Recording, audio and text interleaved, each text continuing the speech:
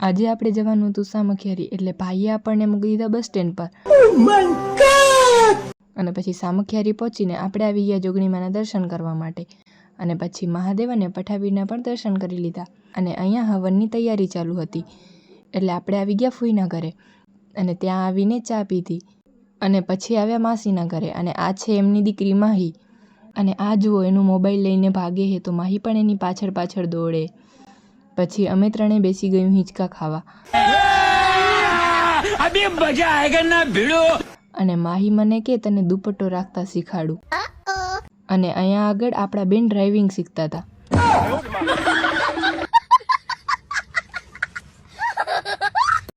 અને પછી માહીને Tata bye bye કરીને આપણે નીકળી ગયા ઘરે જવા માટે અને સસ્તા બજારમાંથી કાકીને 2-3 વસ્તુ લેવાની હતી એટલા માટે આપણે આવી ગયા સસ્તા બજારમાં અને મને આ ફોન તો બહુ ગમે છે પણ કોઈ લઈ નથી આપતું અને પછી નીકળી ગયા ભચાઉ જવા માટે અને આ મંદિર કોણે કોણે જોયું છે કોમેન્ટ કરજો.